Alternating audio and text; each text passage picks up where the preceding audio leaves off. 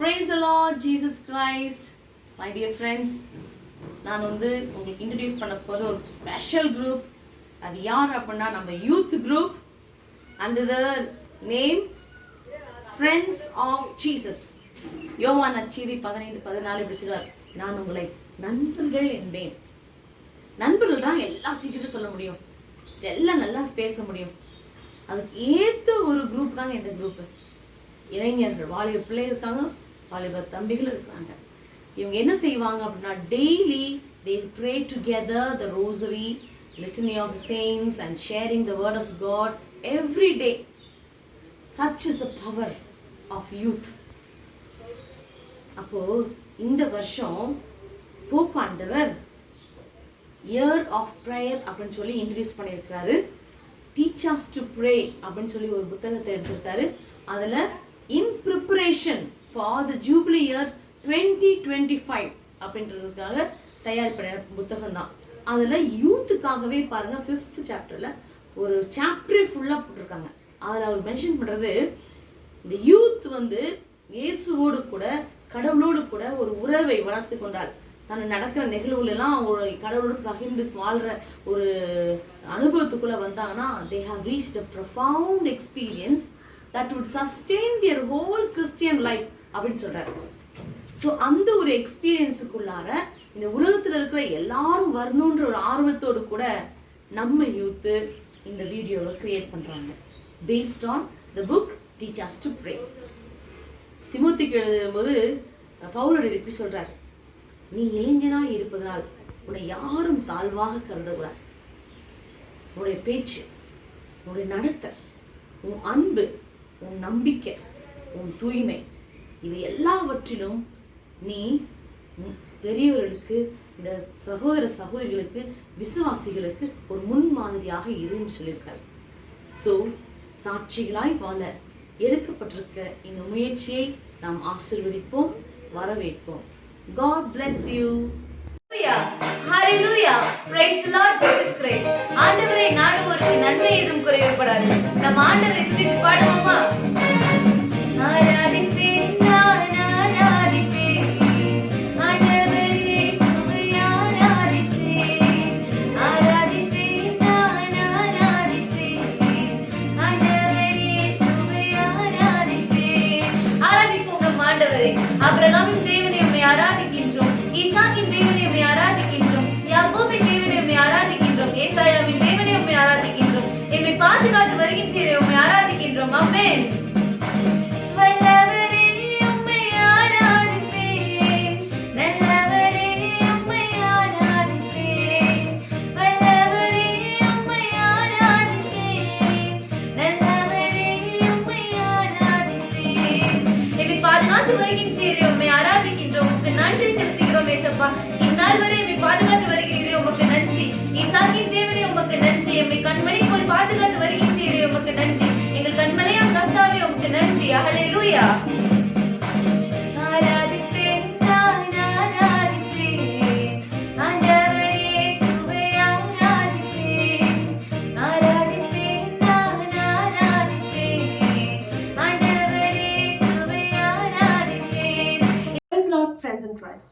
This video is all about the theme which Pope has set for this year as the year of prayer. Is this the only year that Pope has set a theme? No. Even in the past years, Pope has recognized that particular year or set a theme for that year in specific themes. In 2013, Pope has announced that year to be respectful towards the LGBTQ people by all the Catholic members. 2014, that year was considered as the canonization of John Paul II. 2015 was considered as the year of mercy. Followed by all this, 2024 is recognized as the year of prayer as in the view of Jubilee of 2025. In this year of prayer, Pope invites all the faithful to intensify in prayer and to live well in this event of grace and experience God's hope and His power. Archbishop Fischella pronounces that this year is not particularly marked as the year of prayer. Rather, it is a privilege to know and to experience the power of prayer in all the Catholic lives and the power of day-to-day prayer. So this is the reason behind the theme, the year of prayer. Praise the Lord, my dear friends in Christ Jesus. இந்த வீடியோவோட theme உங்கள் எல்லாத்துக்கும் தெரிஞ்சிருக்கும்னு நினைக்கிறேன். மறுபடியும் நான் repeat பண்ணுறேன். So theme வந்துட்டு இயர் ஆஃப் ப்ரேயர். அதாவது திருத்தந்தை ஃப்ரான்சிஸ் இந்த வருஷத்தை ஜெபத்துக்கான வருடமாக அறிவிச்சிருக்காரு. அது மட்டும் இல்லாமல் இந்த வருஷத்தை நம்ம கரெக்டாக கடைப்பிடிக்கிறதுக்காக ஒரு புக் வெளியிட்டிருக்காரு திருத்தந்தை ஃப்ரான்சிஸ் அவர்கள். ஸோ அந்த புக் என்ன அப்படின்னு பார்த்தீங்கன்னா டீச் அஸ் டு ப்ரே அப்படின்ற ஒரு புக். ஸோ இந்த புக்கில் என்ன இருக்குது, இது மூலியமாக நமக்கு என்னெல்லாம் பெனிஃபிட்ஸ் கிடைக்க போகுது அப்படின்றது தான் இந்த வீடியோவில் நான் உங்களுக்கு எக்ஸ்பிளைன் பண்ண போகிறேன். ஸோ நான் ஆல்ரெடி மென்ஷன் பண்ணியிருந்த மாதிரி திருத்தந்தை ஃப்ரான்சிஸ் இந்த புக்கை வெளியிட்டிருக்காரு. அவரோட சேர்ந்து நற்செய்தி அறிவிப்பவர்களை தான் நம்ம இவாஞ்சலிஸ்ட் அப்படின்னு சொல்லுவோம். ஸோ அவங்களும் திருத்தந்தையோட தலைமையில் இந்த புக்கை வெளியிட்டிருக்காங்க. இந்த புக் வந்துட்டு ஜான்வரி 2024, அதாவது இந்த வருஷம் ஜனவரி மாதம்தான் வெளியிடப்பட்டிருக்கு. ஸோ அது மட்டும் இல்லாமல் திருத்தந்தை ஃப்ரான்சிஸ் இந்த புக்கை பற்றி சொல்லியிருக்காரு. அவர் என்ன சொல்லியிருக்காரு அப்படின்னா, ப்ரேயர் நம்ம எதுக்காக பண்ணுறோம், இது நம்மளோட பர்சனல் லைஃப்லையாக இருக்கட்டும், இல்லை சர்ச்சில் நம்ம பண்ணுற ஜெபங்களாக இருக்கட்டும், எந்த மாதிரி ஜெபமாக இருந்தாலும் அதை நம்ம எதுக்காக பண்ணுறோம் அப்படின்னு அதோட வேல்யூவை நம்ம உணர்ந்து பக்தியோடு ஜெபிக்கிறதுக்காக தான் இந்த புக்கை வந்துட்டு திருத்தந்தை ஃப்ரான்சிஸ் மக்களுக்கெல்லாம் ஒரு கைடாக வெளியிட்டிருக்காரு. ஸோ நெக்ஸ்ட் இவாஞ்சலைசேஷன், அதாவது நற்செய்தி அறிவிப்பவர்கள் இந்த புக்கை வெளியிடுறப்போ இதை பற்றி என்ன சொல்லியிருக்காங்க. இந்த புக் ஒரு அழைப்பாக இருக்குது. நம்ம ப்ரேயர் எதுக்காக பண்ணுறோம் அப்படின்ற அந்த ப்ரேயரோட ஆழத்தை நம்ம உணர்ந்துக்கிறதுக்காக இந்த புக் ஒரு இன்விடேஷனாக இருக்குது. அண்ட் ப்ரேயருன்றது ஃபர்ஸ்ட் ஆஃப் ஆல் என்ன, நம்ம கடவுள்கிட்ட டைரெக்டாக பேசுகிறது இல்லையா. ஸோ நம்ம எப்படி இறைவன்கிட்ட வேண்டணும், நம்ம எப்படியெல்லாம் கடவுள்கிட்ட பேசணும், அண்ட் நம்மளோட ஜெபத்தை வந்துட்டு கடவுள் கேட்டு அதை எப்படி நமக்கு கொடுக்குறாரு, அதை நம்ம பிறரிடம் எப்படி பகிர்ந்துக்கணும், பிறருக்காக எப்படி ஜெபிக்கணும், அந்த ஜெபம் நம்ம ஃபெய்த்தை எந்த அளவுக்கு வளர்க்குது அப்படின்றத இந்த நற்செய்தி அறிவிப்பாளர்கள் சொல்கிறாங்க. ஸோ நான் ஆல்ரெடி சொன்ன மாதிரி இயர் ஆஃப் ப்ரேயர், இந்த இயர் ஃபுல்லாகவே ஜெபத்துக்காக நம்ம அர்ப்பணிக்கிற ஒரு வருடம். டீச் அஸ் டு ப்ரே அப்படின்ற புக் ஃபுல்லாகவே என்ன அப்படின்னா ப்ரேயர் நம்ம எதுக்காக பண்ணுறோம் அப்படின்றது தான். நம்மள நிறைய பேத்துக்கு ப்ரேயரோட ட்ரூவான மீனிங் என்ன அப்படின்றது தெரியாது.